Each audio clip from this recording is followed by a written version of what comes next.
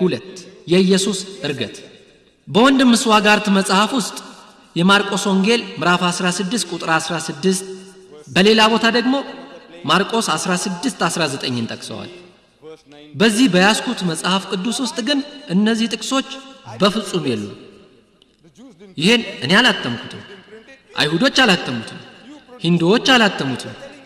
እናንተው ክርስቲያኖች እናንተው ራሳችሁ ያሳተማችሁት እናንተው አዘጋጃችሁት ምንም የማይጎድለው ወቅታዊና በጣም ቀደምት ከሆኑት መጽሐፍት የተተረጎመ ነው ትሉናላችሁ። የማርቆስ ወንጌል ምዕራፍ 16ን ፍለጋ ስከፍተው ግን ማርቆስ ምዕራፍ 16 የሚያልቀው 8ኛው ቁጥር ላይ ነው። ከ9 እስከ 20 ያሉት አንቀጾች ጠፍተዋል። እኔ ነኝ ያወጣሁት። 32ቱ የቤተ ክርስቲያን ምሁራን ናቸው።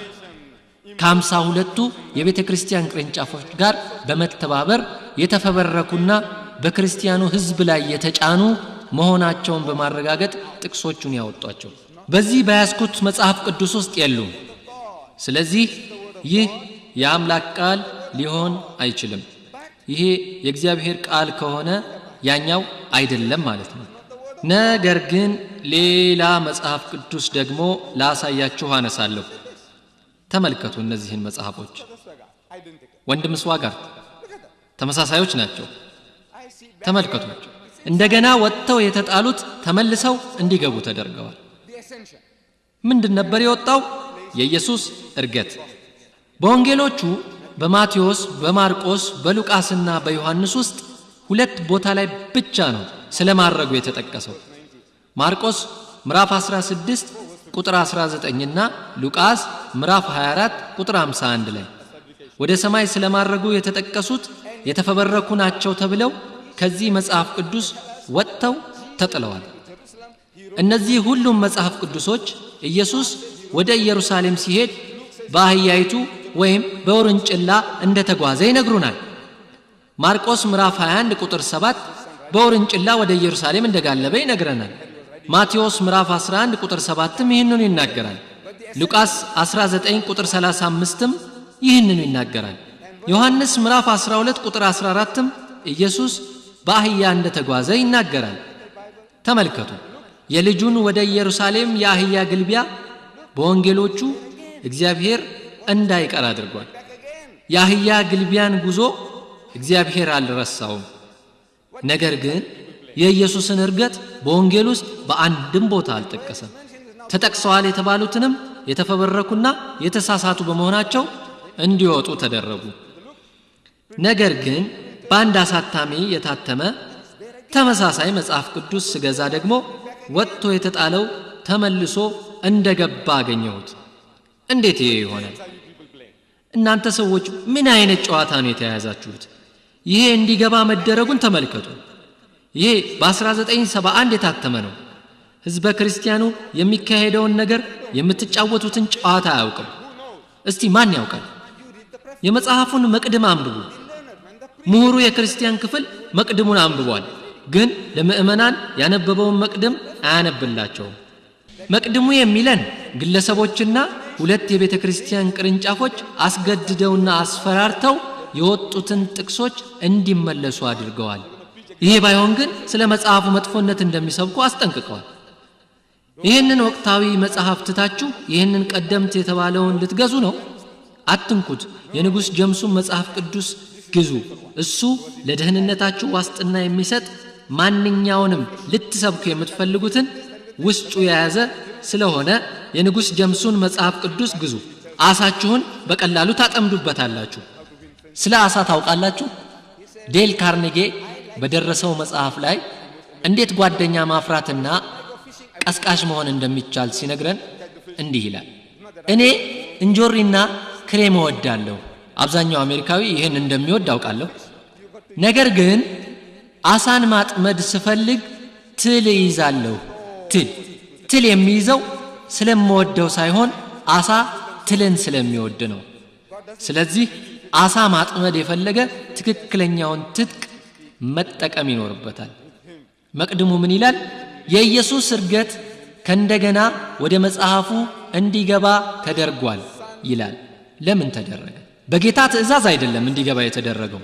ጌታ እነዚያን ክርስቲያን ምሁራን ልክ እንደ ጂሚ ስዋጋርት በቀላሉ ነፃ ሆኖ አያናግራቸውም። የጂሚ ስዋጋርትን መጽሐፍት ብታነቧቸው እግዚአብሔር እርሳቸው ዘንድ እየመጣ እንደሚያነጋግራቸውና ልጄ ልጄ እያለ እንደሚጠራቸው ይጠቅሳሉ። እግዚአብሔር በመጽሐፍ ቅዱስ ውስጥ ቃሉ ቅንፍ ውስጥ ይግባልኝና ወለደው የተባለውን ልጁን ኢየሱስን እንኳ ልጄ ልጄ ብሎ አልጠራው። እንደ ሶስተኛ ሰው ነው የሚጠራው። በርሱ ደስ የሚለኝ የምወደው ልጄ ይህ ነው ይለዋል እንጂ ባንተ ደስ የሚለኝ የምወድህ ልጄ አንተ ነህ አይለውም። ወንድም ስዋጋርትን ግን የኔ ልጅ እያለ በቀጥታ ያናግራቸዋል። ስለዚህ እኔ የምላችሁ ይሄ የእግዚአብሔር ቃል አይደለም። እነዚህ የወጡ ጥቅሶች ተነቅቶባቸው እስኪመለሱ ድረስ በዚህ በጎደለው መጽሐፍ ሽያጭ $15 ሚሊዮን የተጣራ ትርፍ አግኝተውበታል። ከገበያ እስኪወገድ ድረስ $15 ሚሊዮን ተተርፎበታል። ወንድም ስዋጋርት የሚያማምሩ መጽሐፍትን ጽፈዋል። ኢንሴስት የሚባለው ወይም በቅርብ ቤተሰቦች መካከል የሚደረግ ወሲብ፣ ለእይታ እንዳይቀርቡ ስለተከለከሉ ነገሮች፣ ሶዶማዊነት፣ አልኮሆል፣ ሶዶምና ጎሞራ ወዘተ። እኔ ከዚህ በላይ አሳምሬ ጽፋለሁ ብዬ አላስብም።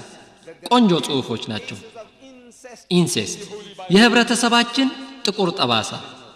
በመጽሐፋቸው ደግሞ በአሜሪካ ህብረተሰብ ውስጥ የወረርሽኝ ያህል ተዳርሷል ብለውናል። ኢንሴስት በቅርብ ቤተሰብ መካከል የሚደረግ ወሲብ። እኔ ሀገር ደቡብ አፍሪካ ውስጥ ባለው መረጃ በነጩ ደቡብ አፍሪካዊ ማህበረሰብ ውስጥ ድርጊቱ 8% ይፈጸማል። ከቅርብ ቤተዘመድ ጋር የሚደረግ ወሲብ ድርጊት 8% ማለት ከ12 1 ማለት ነው። እዚህ አሜሪካ ውስጥ አሃዙ ስንት እንደሆነ አላውቅም። ነገር ግን ወንድም ስዋጋርት የወረርሽኝ ያህል ክፋቱ ተስፋፍቷል ይሉናል በመጽሐፋቸው።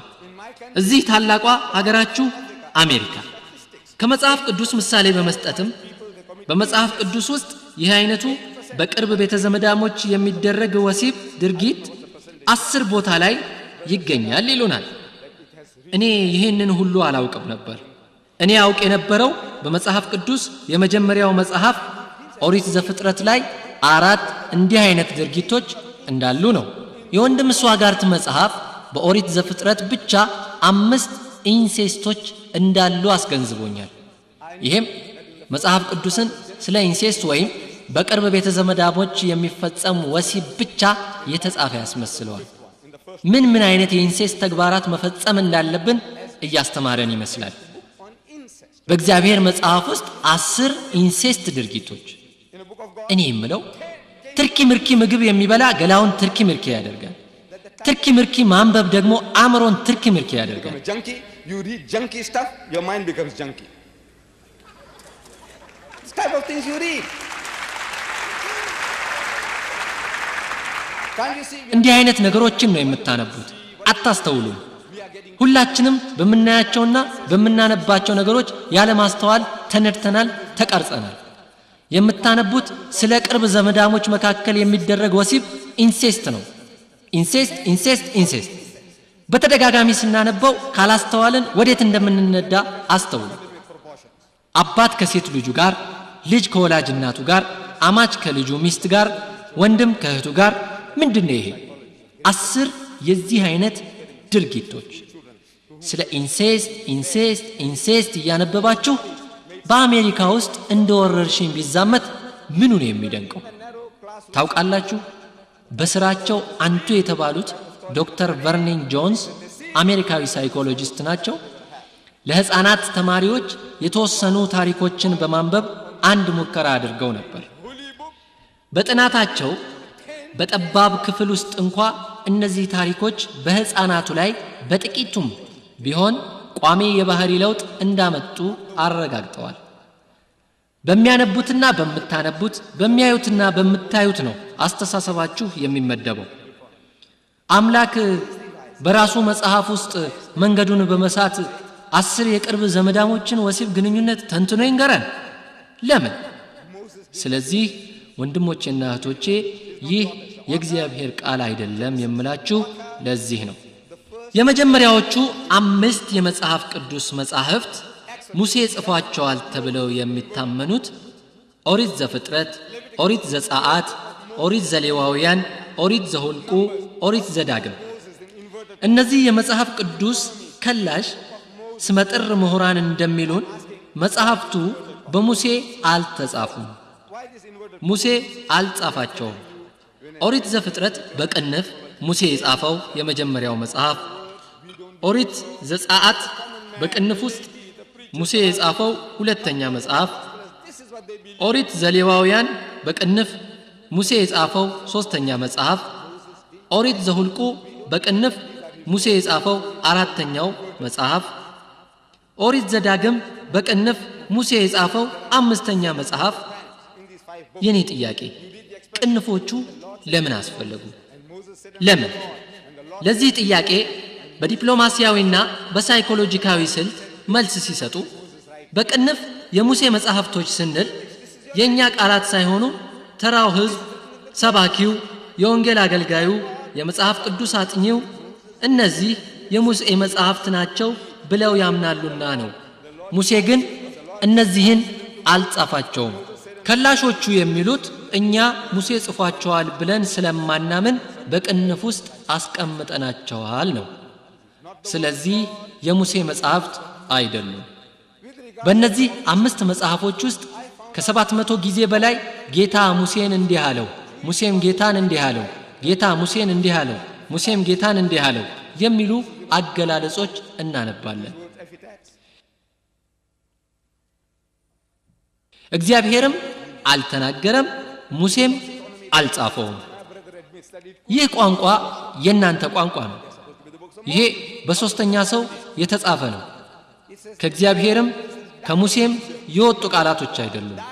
ሙሴ ቢጽፈው ኖሮ ይል የነበረው ጌታን እንዲህ አልኩት፣ ጌታም እንዲህ አለኝ። ጌታ ቢጽፈው ኖሮ ደግሞ ይል የነበረው ሙሴን እንዲህ አልኩት፣ ሙሴም እንዲህ አለኝ ብሎ በጻፈው ነበር። የተጻፈው ግን በሌላ ሰው በመሆኑ የሶስተኛ ሰው አገላለጽ ነው ያለው። እነዚህ የእግዚአብሔር ብቻም ሳይሆን የሙሴም ቃላት አይደሉም። የሙታን ቃልን በተመለከተ ከአይሁድ ምሁራን ያገኘሁት መረጃ ነቢያት ከመሞታቸው በፊት የሙት ቃል ይሰጡ እንዳልነበረ ነው። የመቃብር ድንጋይ ላይ የሚጻፈውን የእምነት ቃልም አይሁዶች አያደርጉትም ነበር። ኦሪት ዘዳግም ላይ ወንድም ስዋጋርት የኢያሱ ሥራ ይሆናል ብለው ያምናሉ። ለነገሩ ሙሴ የጻፈው መጽሐፍ እየተባለ እንዴት ኢያሱ እዚህ ሊገባ ይችላል? መጽሐፉ የሚለው ሙሴ እንደ እግዚአብሔር ፈቃድ በሞዓብ ምድር ሞተ ኃላፊ ገላጭ ማለት ነው። እስከ ዛሬም ድረስ መቃብሩን ማንም አላወቀም። ሙሴም በሞተ ጊዜ ዕድሜው 120 ዓመት ነበረ። በርግጥ ጌታ ሁሉንም ማድረግ ይችላል። እግዚአብሔር ሁሉንም ማድረግ ይችላል። ስለ እርስ በርስ የሚጋጩ ነገሮች ሲናገሩ መጽሐፍ ቅዱስ ላይ ያሉና የተጠቀሱ ምሳሌ አንዱ ቦታ ላይ እግዚአብሔር፣ በሌላ ቦታ ደግሞ ሰይጣን ዳዊትን ስለማሳሳቱ ሁሉንም ማድረግ የሚችለው የእግዚአብሔር ሥራ ነው ብለን እናምናለን ብለዋል። ሰይጣን ቢሰራውም እንኳን ፈጣሪ እንዳደረገው ይቆጠራል ከተባለና ይህንን እምነት መሰረት ካደረግን በሂትለርና በፓርቲው ናዚ ፓርቲ ተቃጥለው እንዲሞቱ የተደረጉት 6 ሚሊዮን አይሁዶችን በተመለከተ እግዚአብሔር ስለፈቀደ ወይም ስላደረገው ነው የተቃጠሉት ብለን ብቻ ሂትለርና ፓርቲውን ከወንጀል ነፃ ልናደርጋቸው እንችላለን? እግዚአብሔር ነውና የሰራው የ6 ሚሊዮን አይሁዶች ተቃጥሎ መሞት ለተጠያቂነት ነገሩ የተቃጠሉት 600,000 ወይም 6,000 ቢሆን እንኳን በቂ ነው። ሂትለር ይህን ሲሰራ እግዚአብሔር ነው የሰራው ማለት እንችላለን? ለዚህ ድርጊት እሱን ልትወቅሱ ነው? ሂትለርንና ናዚ ፓርቲን ነፃ ልታወጡ ነው? አይሆንም። ውድ ወንድሜ ስዋጋርት እንደኛ ከሆነ እንዲህ አናስብም። አንድ ወንጀለኛ ወንጀል የሰራ እንደሆነ ኃላፊነቱን ራሱ ይሸከማል። እኛ ድርጊቱን ወደ ፈጣሪ አናዞርም። ኃይል መስጠት ምንጩ ከእግዚአብሔር ቢሆንም እሱ ነፃ ምርጫን ለሰው ሰጥቷልና ከሰጠን አእምሮ እንድናስብና እንድናስተውል አድርጎናል። ስለዚህ መጥፎ ከሰራን ራሳችን ተጠያቂዎች ነን። እሱን ተጠያቂ ልናደርገው አይገባም። ስለዚህም ዳዊት በሰይጣን ወይም በእግዚአብሔር መገፋት ነበረበት። በማንኛውም ሃይማኖት እይታ ሰይጣንና እግዚአብሔር አንድ አይነት አይደሉም፣ ተቃራኒዎች ናቸው። ሰይጣንና ኃያሉ አምላክ ተቃራኒ ነገሮች ናቸው። ፖርኖግራፊ፣ ወሲብ ቀስቃሽ ነገሮች። ወንድም ስዋጋርት ጸያፍ ድርጊቶችን በማውገዝ ላይ በጣም ጠንካራ ናቸው። በዚህ ጉዳይ እኔ ከጎናቸው ነኝ። ወሲብ ቀስቃሽ ድርጊቶች በጽሁፍ፣ በህትመት ወይም በቪዲዮም ቢሆኑ በጣም አስቀያሚ ነገሮች ናቸው። ወንድም ስዋጋርት መጽሐፋቸው ላይ ስለዚህ ጉዳይ ያካሄዱትን ምርምርና ጥናት ያስረዱናል። በመጀመሪያ እነዚህን አጸያፊ ነገሮችን ስናነብ ወይም ስንመለከት በአደንዛዥ እጾች እንደ ማሪዋና፣ ኦፒየም፣ ሄሮይን ወይም አስካሪ መጠጥ ሲወሰድ የሚሰማው አይነት ስሜት ይሰማል ይላሉ። እነዚህን ወሲብ ቀስቃሽ ምስሎች ካያችሁ በአእምሮአችሁ የኬሚካል እንቅስቃሴዎች ይፈጠራሉ። ኬሚካላዊ እንቅስቃሴ በመፈጠሩ ከወንድም ስዋጋርት ጋር እስማማለሁ። ስለነዚህ ድርጊቶች በተደጋጋሚ ስንሰማ ቀላልና የተለመዱ እየሆኑ ይመጡና የስሜት ደረጃ መጨመር ይፈጠራል። ህዋሶቻችን ማስተዋልን ይቀንሳሉ። እነዚህ አባባሎች የእርሳቸው ናቸው። አባባሎቻቸውን ለመጀመሪያ ጊዜ የለመድኳቸው ነው። ከዚህ በኋላ ድርጊቱን ተግባራዊ ማድረግ ነው፣ ሚናውን መጫወት ነው። በዚህ አይነት ሁኔታ ነው ይሄ በሽታ የሰውን ልጅ የሚቆጣጠረው። እሳቸው ይህንን በብርቱ ያወግዙታል። ከሀገሬ የደቡብ አፍሪካ መንግስት ጋር ተመሳሳይ አቋም ነው ያላቸው። ምክንያቱም እዚህ አሜሪካ ውስጥ ኬኔዲ ወይም ሂትሮ አውሮፕላን ማረፊያ ውስጥ በቀላሉ ሊገዛው የሚችለውን እነዚህን ወሲብ ቀስቃሽ መጽሔቶችን ደቡብ አፍሪካ ይጃቸው በሄድና በእጄ ቢገኙ ለ2 ዓመት ዘብጥ ያወርዳለሁ። That's how good. That's my country, South Africa. እንዲህ ጠንካራ ነው። ይህ ሀገሬ ደቡብ አፍሪካ ነው። ደቡብ አፍሪካ በሌላው መጥፎ ገጽታ ያላት ሀገር ብትሆንም የሃይማኖተኝነትን በተመለከተ ግን በጣም ጠንካራ ክርስቲያኖች ያላት ናት። ነገር ግን ይቺ የኔ ሀገር የመጽሐፍ ቅዱስ የተወሰኑ ገጾችን አግዳለች። ከመጽሐፍ ቅዱስ የተውጣጡ 9 ምንባቦች ያዘለ አንድ ጽሑፍ ተበትኖ ነበር። ጽሑፉን ያገኘው አንድ ግለሰብ ህትመት ቁጥጥር ቦርድ ዘንድ ይልከዋል። መስሪያ ቤቱ ደግሞ ይህ ምንድነው ተመልከቱ ብሎ ጸያፍ ወሲብ ቀስቃሽ በመሆኑ ይህ ጽሑፍ መሰራጨት የሌለበትና የተከለከለ ነው ብለው አወጀ። የተከለከለ ነው ብሎ አወጀ። ነገር ግን ይሄ ማዕቀብ የጣሉበት ጽሑፍ ከመጽሐፍ ቅዱስ የተወሰደ መሆኑን እንኳን አያውቁም ነበር። እነዚህ ከመጽሐፍ ቅዱስ ትንቢተ ሕዝቅኤል ምዕራፍ 23 የተወሰዱ ምንባቦች ናቸው። ማንም ሰባኪ ለሰበካ ጉባኤው ይህን ምዕራፍ አያነብም። ማንም ኤቫንጀሊስት ወንጌላዊ ለእናቱ፣ ለእህቱ፣ ለሴት ልጁ ወይም ለጮኛው ምርጥ ሴት ብትሆንም እንኳን ይህንን አያነብም። ሕዝቅኤል ምዕራፍ 23 የሁለቱ እህትማማቾች አመንዝራ ታሪክ አሆላና አሆሊባ። ቋንቋው በጣም ጸያፍ ስለሆነም ነው የኔ መንግስት እንዳይሰራጭ የከለከለው። የሚገርመው ደግሞ ቦርዱ ሲያጸድቀው በስብሰባው ላይ 2 የቤተ ክህነት ቄሶች የሆኑ የቦርዱ አባላት አብረው ተቀምጠው ማጽደቃቸውና ከመጽሐፍ ቅዱስ ምንባቦች እያገዱ መሆናቸውን እንኳን አያውቁም ነበር። የኔ መንግስት ለጥንካሬው ተምሳሌትነት ሌዲ ቻተሊዝ ላቨር የሚለውን ልብ ወለድ መጽሐፍ አግዶ ነበር። መጽሐፉ ውስጥ 4 ፊደል ጸያፍ ቃል ስለተገኘ ብቻ ታግዷል። ለ20 ዓመታት ካገዱት በኋላ እግዱን አሁን ያነሱት ይመስላል። አንስተውታል። የማስተዋል ስሜታቸው ስለቀነሰ እግዱን አሁን አንስተውታል። ነገር ግን ከአምላክ ቃል መጽሐፍ ቅዱስ ውስጥ 9 ምንባቦችን ለምን ለታዳሚዎቻችሁ ለማንበብ ያሳፍራችኋል? እንዴት ይሆናል? ወንድም ስዋጋርት ይህንን ጽሑፍ በተለመደው መሳጭ አንደበቶና እንቅስቃሴው እዚህ እኔ ዘንድ የሚገኘውን በቀይ ቀለም የተጻፉትን መጽሐፍ መግለጽ ሳያስፈልገው ሲያነቡት ማየት እፈልጋለሁ።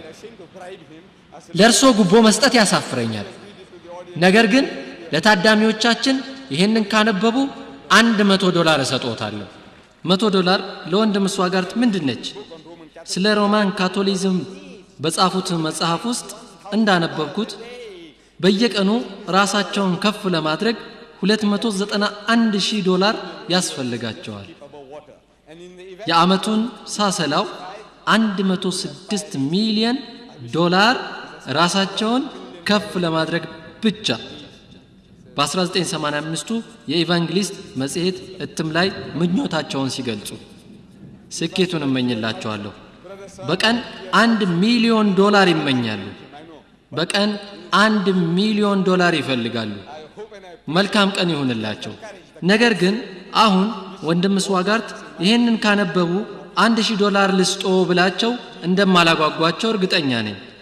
በተለመደው መንፈሳዊ ስልታቸው እስከዛሬ ካጋጠሙኝ ሰባኪዎች ደፍረው ማድረግ ያልቻሉትን እንዲያነቡ ለማንበብ ወኔውና ስሜቱ እንዲኖራቸው በመመኘት እጸልያለሁ።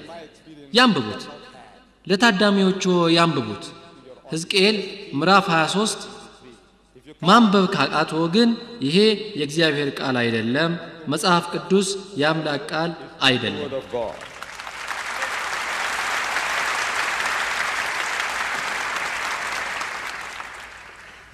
ወንድም ስዋጋርት እኔ ስለ ጻፍኩት መጽሐፍ የጠቀሱት ነበር። መጽሐፍ ቅዱስ የፈጣሪ ቃል ነውን የሚለው መጽሐፍ 10,000 ኮፒ ለዚህ ከተማ እንዲደርስ አድርጌያለሁ። ከአዳራሹ ውጪ ይገኙ አይገኙ አላውቅም። እንዲሰራጭ ግን መመሪያ ሰጥቻለሁ። ሰዎች አንብበውት ስለ መጽሐፉ የራሳቸው አቋም እንዲኖራቸው ፈልጌ ነው። መጽሐፉ በመጽሐፍ ቅዱስ እርስ በርስ የሚጋጩ ነገሮች እንዳሉበት ያሳየናል።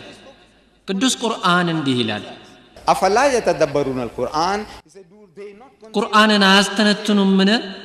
ወለው ካነ ሚን ኢንዲ ገይሪላህ ለወጀዱ ፊህ እክትላፈን ከሲራ ከአላህ ሌላ ከሆነ አካል የመነጨ ቢሆን ኖሮ በውስጡ በርካታ ተቃርኖዎችን ባገኙ ነበር። በዚህ ምሽት ስለ ቁርአን አይደለም የምንነጋገረው። ግን ቁርአን የሚለን ቁርአን ከአላህ ቃል ውጪ ከሆነ በውስጡ እርስ በርሱ የሚጋጩ ይገኙበት ነበረ ነው።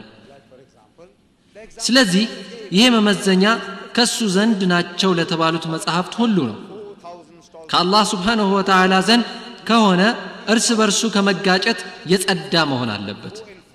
ለምሳሌ ወንድም ስዋጋርት ያቀረቡትን ልጥቀስ። ዜና መዋዕል ካለ በአንድ ቦታ ምን ይላል? ሰለሞን 4,000 የፈረስ ጋጦች ነበሩት ሲል፣ ሌላው ደግሞ 40,000 የፈረስ ጋጥ ይላል። 4,000 እና 40,000 የአንድ ዜሮ ጉድለት ብቻ ነው ልትሉኝ ይሆናል። እኔ ግን የምለው ያጎቶቼ ልጆች አይሁዶች ጽሑፍ ሲጽፉ ዜሮን አያውቁም ነበር። አረብ ወንድሞቼ ናቸው ዜሮን ካጎቶቼ ከህንዶች ወስደው ለዓለም ያስተዋወቁት። አይሁዶች ዜሮ ቁጥር ስላልነበራቸው ሲጽፉ በአሃዝ ነበር የሚጽፉት። በዕብራይስጥ ቋንቋ 4 ለማለት 4 ብለው 40 ለማለት ደግሞ 40 ብለው ይጽፋሉ። ስህተቱን ታዲያ ማን ሰራው? እግዚአብሔር ነው ወይንስ ጸሐፊው? እንደምንሰማው ከሆነ ስህተት ከመስራት አልዳኑ ተብለናል። ሚስስ አለን ጂ ዋይት የአንድ የክርስትና ቅርንጫፍ ተከታይ የሰባተኛ ቀን አድቬንቲስት ንቅናቄ ምስክር ናቸው። በመጽሐፍ ቅዱስ ለመዋሸት ምንም ምክንያት የላቸውም። በመጽሐፍ ቅዱስም ራእያዊ የጌታ ቃልነት ያምናሉ። በማብራሪያቸው ላይ ምን ይላሉ? ዛሬ የምናነበው መጽሐፍ ቅዱስ በብዙ ሰዎች በጽሑፍ የመገልበጥ ኮፒ የማድረግ ሥራ ውጤት ሲሆን በሚደንቅ ሁኔታ በብዙ ቦታ ላይ ስራቸውን በትክክል ተግባራዊ አድርገዋል። ጸሐፊዎቹ ስህተት ከመስራት የጠሩ አልነበሩም። እግዚአብሔርም ሁሉንም ከስህተት ሊጠብቃቸው ትክክል መስሎ አልታየውም ነበር ብለዋል። እግዚአብሔር ትክክል መስሎ አልታየውም። በሌላ አነጋገር ምን ማለት ነው? ይሄ የሱ ጉዳይ የእግዚአብሔር ጉዳይ ነው ማለት ነው። የእግዚአብሔር ጉዳይ ስራው ትክክል ከመሰለው ስህተት ከመስራት ሊጠብቃቸው፣ ካልመሰለው ደግሞ ላይጠብቃቸውና ወደ ገሃነም ሂዱ ሊል ይችላል። ማብራሪያቸውን ሲቀጥሉ በቀጣዮቹ ገጾች ሚስ ዋይት ሲመሰክሩ እግዚአብሔር መጽሐፍ ቅዱስን በተለየ መልኩ ሲጠብቀው አይቻለው ይላል። ከምንድን ነው የጠበቀው? ነገር ግን የመጽሐፍ ቅዱስ ቅጂዎች ጥቂት በነበሩበት ጊዜ ምሁራን በአንዳንድ አጋጣሚዎች ቃላትን ቀይረዋል። በኦሪጂናል ውስጥ የነበሩትን በመቀየራቸው ገር ይሆናል ብለው አስበው ነበር። ያደርጉት የነበረው ግን በባህል ቁጥጥር ስር የነበረውን ወደ ራሳቸው አመለካከት እንዲያዘነብል በማድረጋቸው እንዲምታታ አድርገውታል።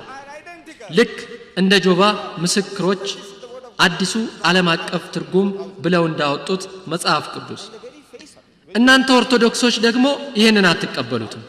ለምንድን ነው የማትቀበሉት? ወደ አመለካከታችሁ ባለማዘንበሉ ነው። በራሳቸው አመለካከት ቃላትን ስለሚቀያይሩ ነው። ፕሮቴስታንቶችም ቢሆኑ ተመሳሳይ ድርጊት ነው የፈጸሙት። አንዳንድ ሰዎች ኢየሱስ እግዚአብሔር ነው ብለው ያምኑ ነበር። ስለዚህ ቃላቶችን ቀይረዋል። ይህ አይነቱ ሥራ ከጅምሩም ይካሄድ የነበረ ነው። 24,000 አይነት ቅጂ ጽሑፎች አሉ እየተባለ ጉራ ይነዛል። ወንድም ስዋጋት ያውቃሉ? ከ24,000 ውስጥ ሁለት እንኳን ተመሳሳይ አይደሉም። 24,000 መጽሐፍ አሉን ብለው የሚኩራሩበትን ምሁራኖቻችሁ ሁለት እንኳን የሚመሳሰል የለውም ይላሉ። ታዲያ እንዴት ነው አንዱ ከሌላው የእግዚአብሔር ቃል መሆኑን የምትለዩት? እርሶ እንደተናገሩትም መጽሐፉን የፊት ለፊት ገጽ ብትከፍቱትና ስለ ወንጌልና ኦሪት ብታነቡ የወንጌል መጽሐፍ ቅዱስ ማርቆስ እንደጻፈው፣ ወንጌል ሉቃስ እንደጻፈው፣ ዮሐንስ እንደጻፈው፣ ይሄ እንደጻፈው ለምን አስፈለገ? የወንድም ስዋጋርት መጽሐፎች እዚህ አሉኝ። ርዕሶቹም ሰዶማዊነትና መፍትሄው በጂሚ ስዋጋርት ወይም ጂሚ ስዋጋርት ብቻ። ነገር ግን ጂሚ ስዋጋርት እንደጻፈው አይልም። በእግዚአብሔር መጽሐፍ ውስጥ ግን እንደጻፈው የሚለው ቃል ለምን አስፈለገ? ምክንያቱን ታውቃላችሁ? ምክንያቱ ማቴዎስ ስሙን ስላላሰፈረበት፣ ማርቆስ ስሙን ስላላሰፈረበት፣ ሉቃስና ዮሐንስም ስማቸውን ስላላሰፈሩበት ነው። እነዚህ ደራሲያቸው የማይታወቅ በግምት ብቻ የነሱ ናቸው እየተባሉ ስም የተሰጣቸው ናቸው። የአምላክ ቃል ተደርገው ተወስደዋል። እኔ ግን የምለው ይሄ ወንጌል አይደለም። ወደ አረብኛ የተተረጎመውም መጽሐፍ ቅዱስ እንኳን በአረብኛ ኢንጂሌ ማቲው፣ ኢንጂሌ ማርቆስ፣ ኢንጂሌ ሉቃስ፣ ኢንጂሌ ዮሐና የሚሉ ወንጌሎች ይታወቃሉ። እኛ የምናምነው ኢንጂሌ ኢሳን ነው፣ የኢየሱስ ወንጌል። ይሄ እሱ የሰበከውን ነው ብለን የምናምነው። እነዚህም ብትመለከቱ የማቴዎስ፣ የማርቆስ፣ የሉቃስ፣ የዮሐንስ ወንጌል ተብለው ነው የሚጠሩት። እኛ የምናምነው በኢየሱስ ወንጌል ነው። እሱ ሰበከው የተባለውን ወንጌል ነው የምናምነው። በወንጌሎቹ ማቴዎስ እንደሚነግረን ኢየሱስ የሆነ ቦታ ሄዶ ወንጌልን ሰብኳል ይለናል። ማርቆስም የሆነ ቦታ ሄዶ ወንጌልን ሰበከ ይለናል። ሉቃስም እንዲሁ እንቶኔ ቦታ ሄዶ ወንጌልን ሰብኳል ይለናል። ዮሐንስ ደግሞ ሌላ ቦታ ሄዶ ወንጌልን ሰበከ ይለናል። እኔ የምለው የወንጌል መጽሐፎቹን በብብቱ ይዞ ነበር የሚሰብከው? አይደለም። ይሰብክ የነበረው ከአላህ ሱብሓነሁ ወተዓላ የተሰጠውን መልእክት ብቻ ነበር። ያንን መልእክት ነው የኢየሱስ ወንጌል ብለን የምናምነው። የኢየሱስ ወንጌል ወይም ኢንጂሌ ኢሳ የሚለውን መጽሐፍ ማምጣት ከቻላችሁ የአምላክ ቃል መሆኑን ካረጋገጥን በኋላ ዕውቅና ለመስጠትና ለመቀበል እንኳን ወደ ኋላ አንልም። ደስ ይለናል። እናንተ ዘንድ ያለው ግን ማቴዎስ፣ ማርቆስ፣ ሉቃስ፣ ዮሐንስ ነው። የታወቁት የእንግሊዙ የቤተ ክርስቲያን ኃላፊና የቤተ ክህነት ቅጥር አገልጋይ ጄቪ ፊሊፕስ ስለ ማቴዎስ ሲጽፉ በመቅደማቸው ላይ እንዳሉት ቀደምት ክርስቲያን ምሁራን ይህን ወንጌል የጻፈው ሐዋርያው ማቴዎስ ነው ብለው ያምኑ ነበር። ቀደም ሲል የነበረው አመለካከት ይህ ነው። ነገር ግን በዚህ ዘመን ያሉ ምሁራን በሙሉ ይህን ሐሳብ አይቀበሉትም። የትኞቹ ምሁራን? የሂንዱ ምሁራን፣ አይሁድ ምሁራን፣ ሙስሊም ምሁራን አይደሉም። ክርስቲያኖች 32ቱ ስመጥር የሃይማኖት ምሁራን በ52 የቤተ ክርስቲያን ቅርንጫፎች በመደገፍ እነዚህ ናቸው የማቴዎስን ወንጌል ማቴዎስ አልጻፈውም የሚሉት። እነርሱ ናቸው የማቴዎስ አይደለም የሚሉት።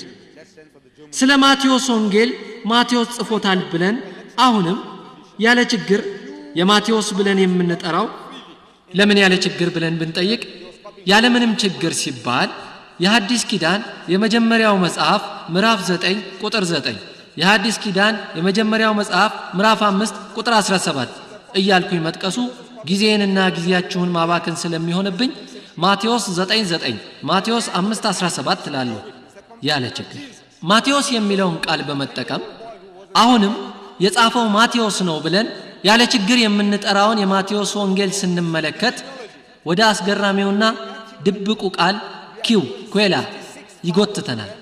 ቃሉ በቅንፍ ይሆንና ኩዌላ ጀርመንኛ ሲሆን ትርጉሙ ምንጭ ነው። ይሄ ቃል የሚያመለክተው ቀደምት የሆነውን የመጽሐፎች ስብስብ ሳይሆን አይቀርም። ማቴዎስ የማርቆስን ወንጌል በነጻ ተጠቅሟል። በትምህርት ቤት አስተማሪዎች አባባል ማቴዎስ የማርቆስን ወንጌል አንድ ባንድ ይኮርጅ ነበር ማለት ነው።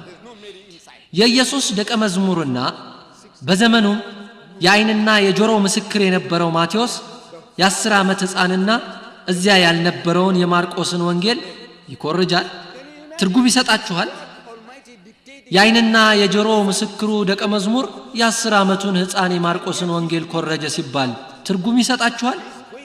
የዚህን አይነቱን ኩረጃ ደግሞ የእግዚአብሔር ቃል ነው ትላላችሁ። የኢየሱስ ዘር ሐረግ ማቴዎስና ሉቃስ ላይ 66 ስሞች ተዘርዝረዋል። የኢየሱስ አባት፣ አያት፣ ቅድመ አያት ወዘተ። በእነዚህ የሰው ስሞች የሆኑ በሁለቱ ወንጌሎች የተጻፉ 66 ስሞች ውስጥ ከአንዱ በስተቀር 65 የማይመሳሰሉ ስሞች ናቸው።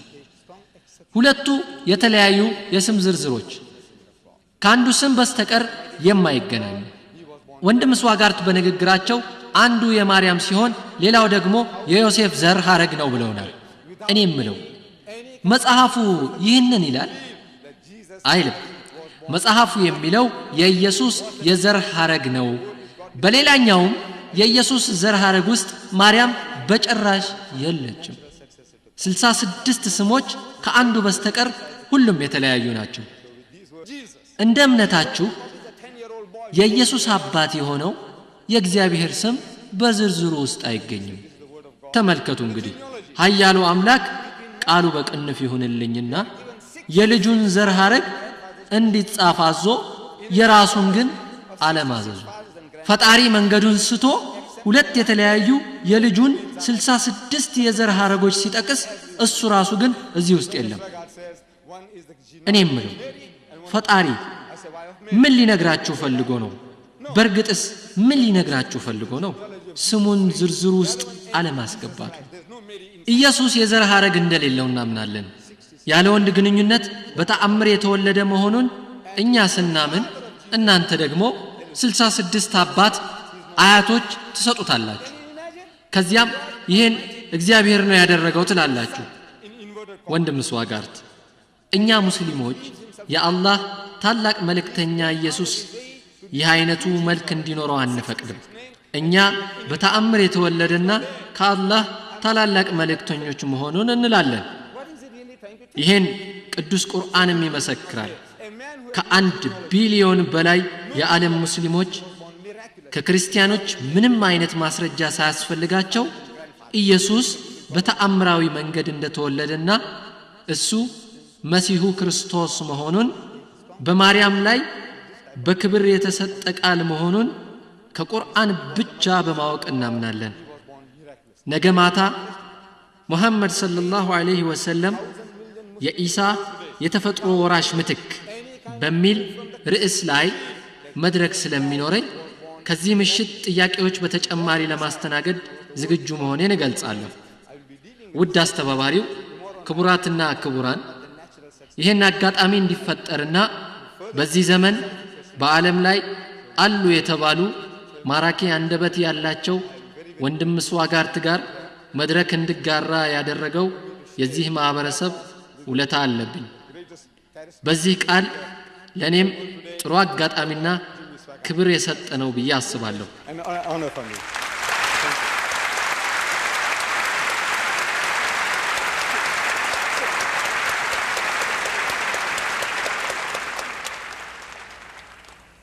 አሁን ደግሞ ለ10 ደቂቃዎች ቄስ ጂሚ ስዋጋርት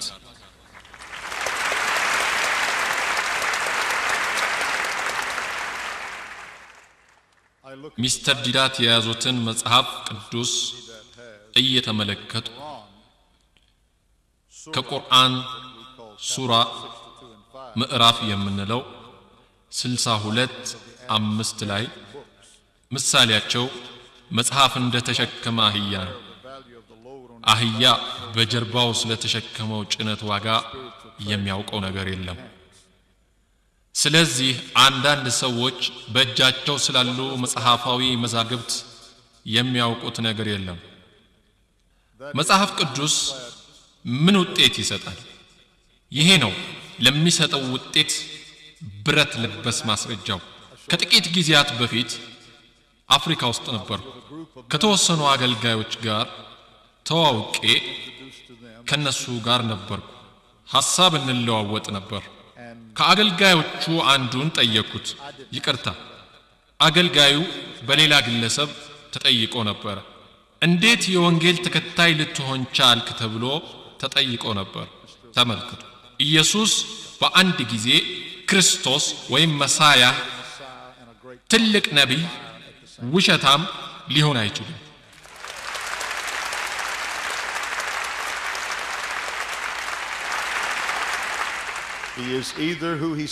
እርሱ ነኝ ያለውን መሆን አለበት። ካልሆነ ደግሞ ውሸታም ነው ማለት ነው። እርሱ ውሸታም አይደለም። አገልጋዩ ምን አለ? የኢየሱስ አገልጋይ ሊሆን የቻልኩበት ምክንያት እንዲህ ነው። ከቅርብ ጓደኞቼ አንዱ ክርስቲያን ነበር። ስለ እስልምናና ክርስትና ለተከታታይ ጊዜያት እንከራከር ነበር። አንድ ቀን ወጣቱ ክርስቲያን ሲናገር አንድ ርኩስ መንፈስ የተጠናወተው አንድ ሰው ነበረ አለ። እንደምታውቁት በዮሐንስ ወንጌል በማርቆስ ወንጌል ምዕራፍ 16 ቁጥር 17 በስሜ አጋንንትን ያወጣሉ ይላል። ይሄ የኃይል መጽሐፍ ነው። ከሚሊዮኖች በላይ በእግዚአብሔር ኃይል በኢየሱስ ስም ተፈውሰዋል። የኢየሱስ ስምን በመጥራት ሚሊዮኖች እርሳቸው እንደጠቀሱት የገሃነም ዘውታሪ ከሚያደርጉ በጣም መጥፎ የሱስ ትብትቦች ከመቅስፈት ተላቀዋል። በኃያሉ አምላክ ኃይል ነው ይሄ ሊሆን የቻለው።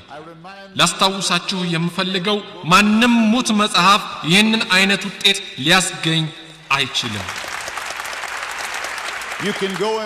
ወደ ቤተ ክርስቲያናችን ብትሄዱ ከግማሽ በላይ የሚሆኑት ቀድሞ ሰካራም፣ የዕፅ ሱሰኞችና የገሃነም ስብስብ የሚያደርጉ ሱሴዎች ባሪያነትን የተላበሱ ሰዎች ነበሩ።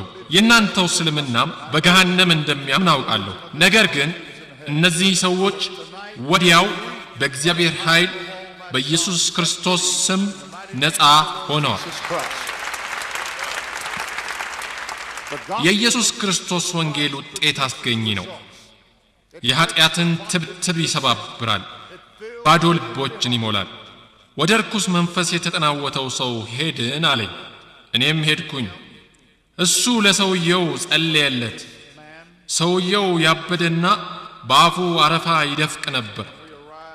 የዚህ አይነት በሽታ በሕይወቴ አይቼ አላውቅም። ጓደኛዬ እንድጸልይለት ጠይቆኝ ብጸልይም ምንም የሚታይ ውጤት አልተገኘም።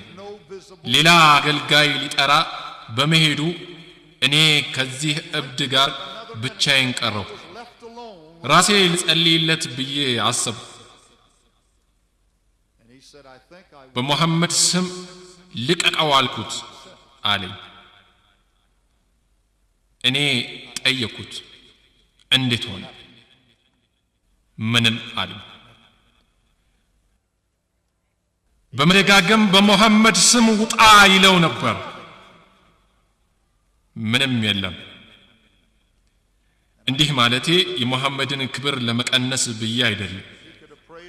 በአብርሃም ወይም በሙሴ ስምም መጸለይ በቻለ ነበር። የተሻለ ውጤት ማምጣት ግን አይችልም። በጳውሎስ ወይም በጴጥሮስ መጸለይ ይችል ነበር። ነገር ግን ውጤት አያገኝም። ብቻቸውን ቆመው ሳለ መሞከር ያለብኝ ይመስለኛል አሉ። ክርስቲያኑ ጓደኛዬን አላምነበትም ነበር።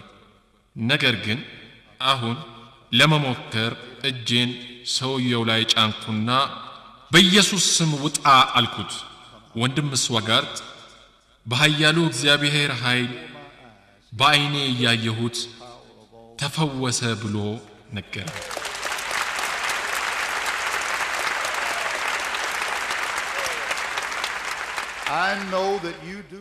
የኢየሱስን ተአምር እንደማትክዱ አውቃለሁ።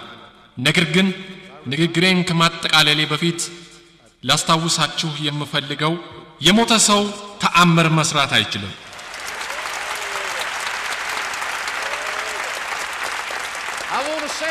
መድገም እፈልጋለሁ። የሞተ ሰው ተአምራትን መስራት አይችልም። ኢየሱስ ክርስቶስ ሕያው ነው።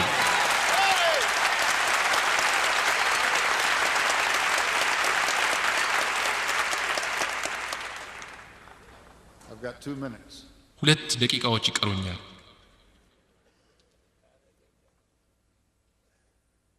ኢየሱስ እናንተ ደካሞች ሸክማችሁ የከበደ ሁሉ ወደኔ ኑ እኔም አሳርፋችኋለሁ። ቀንበሬን በላያችሁ ተሸከሙ ከእኔም ተማሩ። እኔ የዋህ በልቤም ትሁት ነኝና ለነፍሳችሁም እረፍት ታገኛላችሁ። ቀንበሬ ልዝብ ሸክሜም ቀሊል ነውና ብሏል። አንድ ቀን በጣም በቅርቡ ሳይዘገይ ተመልሶ እንደሚመጣ ቃል ገብቷል። እየመጣም ነው። ምክንያቱም እመጣለሁ ብሏል። በዚህ መጽሐፍ ውስጥ ያለ ማንኛውም ትንቢት ሙሉ በሙሉ ይፈጸማል፣ እየተፈጸመም ነው። እስካሁን ያልተፈጸሙትም ይፈጸማሉ። የእያንዳንዱ ልብ እግዚአብሔርን እየተራበ ነው። ኢየሱስ ክርስቶስ ብቻ ነው ይህንን ረሃብ የሚያጠግበው። ምክንያቱም እግዚአብሔር ፍቅር ነው። እናንተንም ይወዳችኋል። ይህ መጽሐፍም ይህንኑ ይላል፣ ይወዳችኋል። ኃጢአትና በደልን ብትላበሱም እንኳ ይወዳችኋል። ራሱን ለናንተ የተረጋገጠ እውነት ማድረግ ይፈልጋል። እሱ ሩቅ እዚያ የማይደረስበት ሳይሆን በኢየሱስ ክርስቶስ ልትደርሱበት ልታፈቅሩትና ልታመልኩት ትችላላችሁ። እርሱም ይወዳችኋል። ምክንያቱም የራሱ መጽሐፍ ይህንኑ ብሏልና። አመሰግናለሁ። Says that he does. Thank you.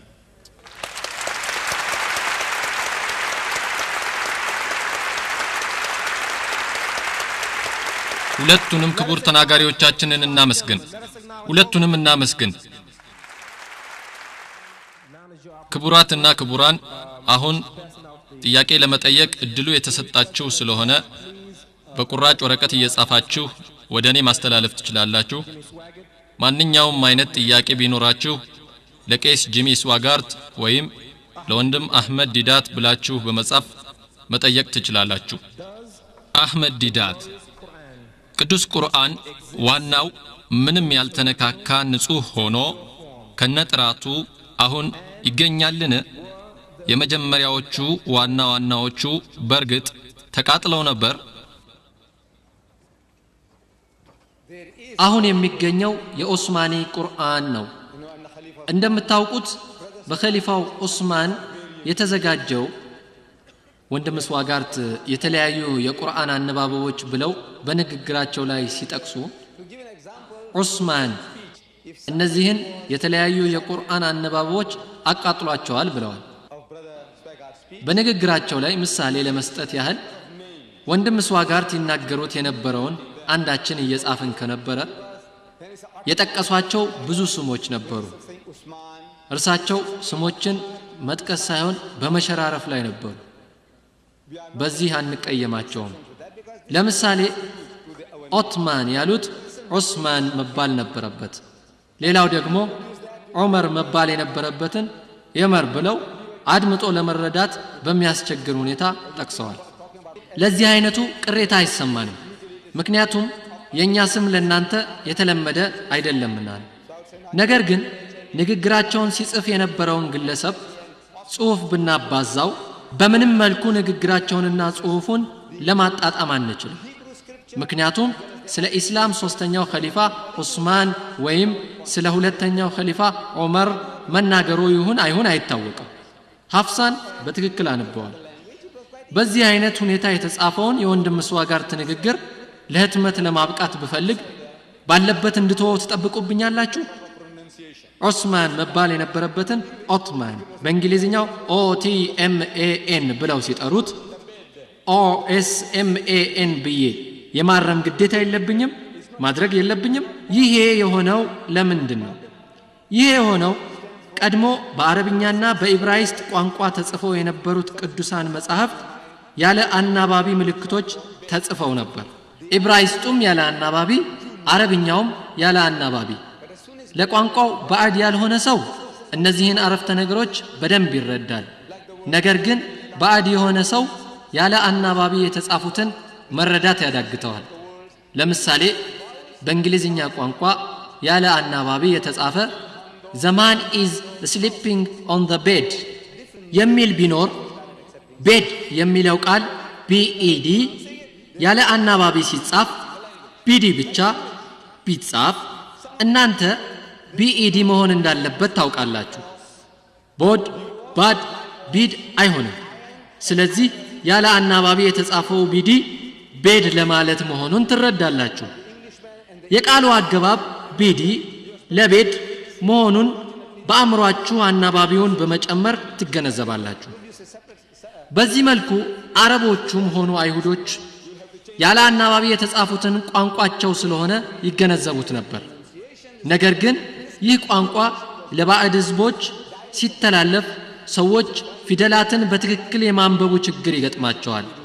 ለምሳሌ እንደ አልহামዱሊላሂ ረቢል ዓለሚን ለዓለማት ጌታ አላህ ምስጋና ይግባው የሚለው አረፍተ ነገር ያለ አናባቢ ነጥቦች ቢጻፍ እንዴት ነው ሊነበብ የሚችለው? አልহামዱ ኢልহামዱ ኡልহামዱ ኦልহামዱ።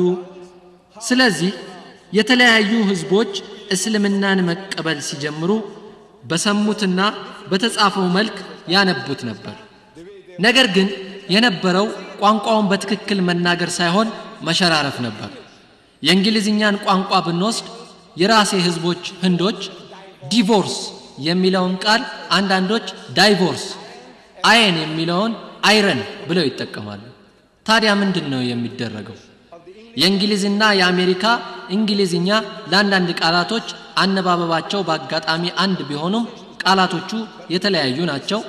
አነባበባቸው ላይ ችግር ቢፈጠሩ ኖሮ እንዲቀየሩ ይደረግ ነበር። ስለዚህ እነዚህ የተለያዩ የቁርአን አነባበቦች ከነብዩ መሐመድ ሰለላሁ ዐለይሂ ወሰለም ጎሳ ቁረይሽ አነባበብ በስተቀር የቀሩት አናባቢ የሌላቸው እንዲወገዱ ተደርጓል። በኸሊፋው ዑስማን የተዘጋጀው በኢስታንቡል ከተማ በቶፕካፒ ሙዚየም ውስጥ ይገኛል። ቦታውም ቱርክ ነው። In the Topkapi Museum in Istanbul, that is in Turkey. ወንድም ስዋጋርት የዮሐንስ ራእይ ላይ ቁጥራቸው 144,000 የሚሆኑ ሰዎች ገነት እንደሚገቡ ይገልጻል። እነዚህ ሰዎች ሁሉም አይሁዶች ሲሆኑ ከ12ቱ የአይሁድ ጎሳዎች የተውጣጡ ናቸው። እንደኛ አይሁድ ሳይሆኑ አህዛብ የሆኑትስ እጣ ፈንታቸው ምን ይሆናል?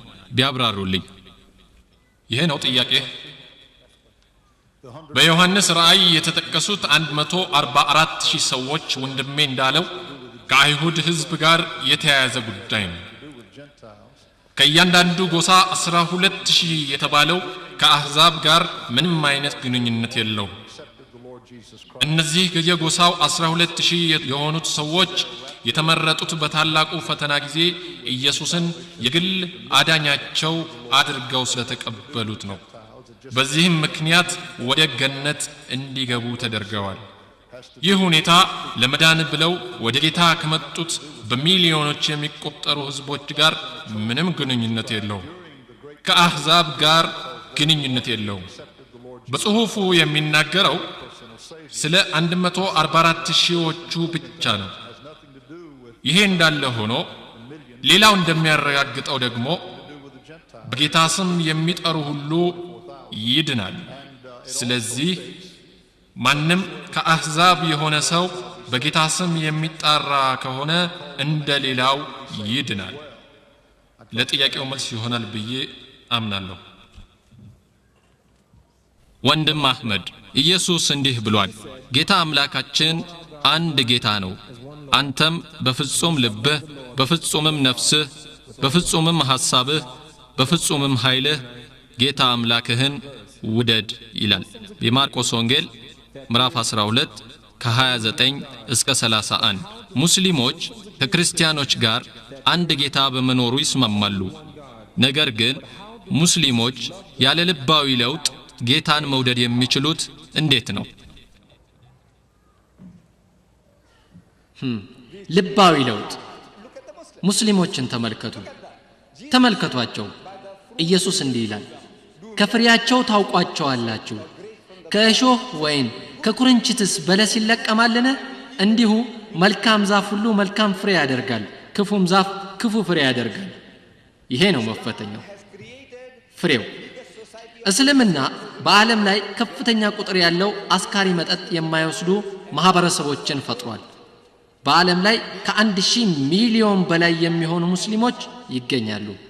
በአጠቃላይ አስካሪ መጠጥ አይወስዱም። ፍሬው እዚህ ላይ ነው። የእኔን ጎሳ በተለይ ብናየው በዓለም ወደር የማይገኝላቸው ዘረኞች የነበሩ ናቸው። እንደምታውቁት የህንድ ሀገር ሂንዶዎች የዘር መደብን የፈጠሩ ሂንዶዎች የበረሃማ መደብ ጎሳ። የእኔ ጎሳዎች ይህ ዘረኛ ጎሳ በኢስላም ዘረኝነቱን አስወግዶ ጥቁሩንም ሆነ ነጩን ሀብታሙንም ሆነ ድሃውን በወንድምነት ተቀብሏል። ይሄ ነው ለውጥ። ኢየሱስ የሰውን ህይወት መቀየሩ፣ አሮጌነትህ ወጥቶ አዲስነትህ ወደ አንተ መግባቱ አባባሎች በክርስትና ያለ ማስረጃ የሚነገሩ ማረጋገጫዎች ናቸው። እኔ የምለው ወንድሞቼና እህቶቼ ተመልከቱ። እዚህ ታላቋ አሜሪካ ውስጥ በጂሚ ስዋጋርት አገላለጽ እንኳ 11 ሚሊዮን አልኮሆል ወሳጆች ይገኛሉ። እንዲህ ብለው ነው የሚናገሩት፣ 11 ሚሊዮን መጠጥ ወሳጆችና 44 ሚሊዮን ከባድ ጠጪዎች ሰካራሞች ይገኛሉ ይሉናል። እናንተው ሀገር ወንድም ስዋጋርት በሁለቱ መካከል ልዩነት አይታየኝም ብለውናል። በድምሩ 55 ሚሊዮን ሰካራሞች ይገኛሉ ማለታቸው ነው። ሁሉንም በሰካራሞች መደብ ፈርጀዋቸዋል። ግን ከኛ የሚለዩት በአንድ ጉዳይ ብቻ ነው። የተናገሩት በመፍትሄያዊ እርምጃ አልታገዘም። በእስልምና እኛ የምንለው ለሞቅታ ተብሎ የሚጠጣውንም ቢሆን ነብዩ መሐመድ ሰለላሁ ዐለይሂ ወሰለም እንደተናገሩት ብዙ ሲጠጣ የሚያሰክር መጠጥ ሁሉ ትንሹም ክልክል ነው። ለፉትም ሆነ ለቅምሻ ይቅርታ አይኖርም። በአጠቃላይ እርግፍ አድርጎ መተው ነው። ቅዱስ ቁርአን ያ አዩሃ الذين آمنوا እናንተ ያመናችሁ ሆይ إنما الخمر والميسير አስካሪ መጠጥም ቁማርን በተመለከተ ወንድም ስዋጋርት በመጽሐፋቸው በአሜሪካ ውስጥ በአመት $54 ቢሊዮን በቁማር ይባክላል ይሉናል። ወልአንሳቡ ጣዖታትም ወልአዝላሙ አዝላምም ሪጅሱም ሚን ዐመል ሸይጣን የሸይጣን ድርጊት የሆኑ እርኩስ ነገሮች ናቸውና ፈጅተኒቡ ለዓለኩም ቱፍሊሑን ከነዚህ ነገሮች ታቀቡ ትድኑ ዘንድ ይህ ነው የቁርአን ትእዛዝ። ይህ የቁርአን ትእዛዝ ሲወርድ በመዲና ጎዳናዎች የአስካሪ መጠጥ ጋኖች እንዲፈሱና ዳግም እንዳይሞሉም ተደርገዋል። ይህ ነው ውጤቱ፣ ፍሬው ይህ ነው ያስተምህሮቱ ውጤት። የመጽሐፋችሁን የ2000 ዓመት ሰበካ ውጤት ተመልከቱት። ተአምራት ስለመስራት ኃይል አለን ትላላችሁ። ኢየሱስ ሕይወት ይሰጣል፣ ህሙማንን ያድናል። መሐመድ ግን ይህን ማድረግ አይችልም፣ በመሐመድ ስም ተአምር መስራት አልቻሉም ትሉናላችሁ። ወንድሞቼ እኔ የምላችሁ መጽሐፉን አታነቡትም? ኢየሱስ ሐሰተኞች ክርስቶሶችና ሐሰተኞች ነቢያት ይነሳሉና ቢቻላቸውስ የተመረጡትን እንኳ እስኪያስቱ ድረስ ታላላቅ ምልክትና ድንቅ ያሳያሉ ብሏል። ሐሰተኛ ክርስቶሶች ተአምራት የሚሰሩ ከሆነ ሐሰተኛ ነቢይ ተአምር የሚሰራ ከሆነ ታዲያ ይሄ የእምነታችሁ መፈተኛ ሊሆን ነው? አይደለም። ኢየሱስ እነዚያ ተአምራት ሰሪነን ባዮችን ሲነግራቸው ለእናንተም በማቴዎስ ወንጌል ሲነግራችሁ በዚያን ቀን በፍርዱ ቀን ብዙዎች ጌታ ሆይ በስምህ ትንቢት አልተናገርንምን? በስምህ በኢየሱስ ስም ማለት ነው። በስምህ አጋንንትን አላስወጣንምን? በስምህስ ብዙ ተአምራት አላደረግንምን? ይሉኛል። የዚያን ጊዜም ከቶ አላውቃችሁም እናንተ አመፀኛዎች ከኔ ራቁ ብዬ እመሰክርባቸዋለሁ ይላችኋል። ይህንን አትረዱ? ኢየሱስ ይህን ያለው ለእናንተ ነው። ከኔ ራቁ የሚለው አይሁዶችን አይደለም። ከኔ ራቁ የሚለው ሂንዱዎችን አይደለም። ከኔ ራቁ የሚለው ሃይማኖት የለሾችን አይደለም። ከኔ ራቁ የሚላችሁ እናንተን ነው። ለምን እንደሚላችሁ ማወቅ እፈልጋለሁ። አላወቃችሁም። ከኔ ራቁ የሚላችሁ ለምንድን ነው? ተመልከቱ። ተአምራት የእምነታችን መፈተኛ አይደሉም። ኢየሱስ መጥምቁ ዮሐንስ ከታላላቅ የእግዚአብሔር መልእክተኞች መካከል እንደሆነ እንዲህ ብሎ ምስክርነቱን ይሰጣል። እውነት እላችኋለሁ ከሴቶች ከተወለዱት መካከል ከመጥምቁ ዮሐንስ የሚበልጥ አልተነሳም። ነገር ግን ዮሐንስ የሰራው አንድም ተአምር የለም። ሰርቷል? ከሰራ አሳዩኝ። ምንም አልሰራም።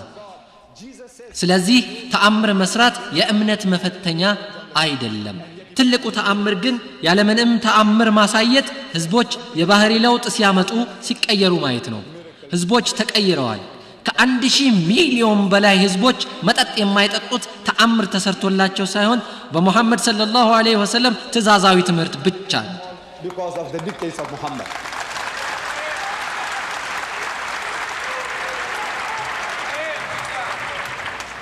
ሚስተር ስዋጋርት ኢየሱስን እንደ ፈጣሪ ወይም እንደ ፈጣሪ ልጅ ሳይሆን እንደ ነቢይ ብቻ ስለተቀበሉት በሚሞቱ ጊዜ የሙስሊሞች ዕጣ ፈንታ ምን ይሆናል? መጽሐፍ ቅዱስ እንደሚነግረን ከሰማይ በታች መዳን ከጌታ ኢየሱስ ክርስቶስ ውጪ አይገኝም። ኢየሱስ ተአምር ሰሪ፣ ታላቅ ነብይና ታላቅ አስተማሪ መሆኑን ማመን ብቻ በቂ አይደለም። ነፍሳችሁ እንድትድን ከፈለጋችሁ በመስቀሉ ላይ ያደረገውን መቀበል ይኖርባችኋል።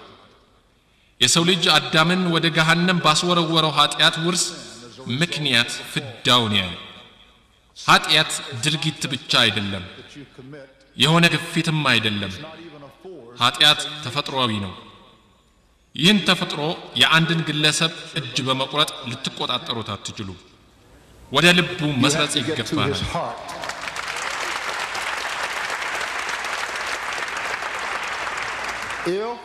በዓለም ላይ ያሉ ሙስሊሞች ሁሉ በእምነታቸው ደስተኞች ከሆኑ በመቶ ሺዎች የሚቆጠሩት የእኔን የሰበካ ስርጭት የሚከታተሉት ለምንድን ነው?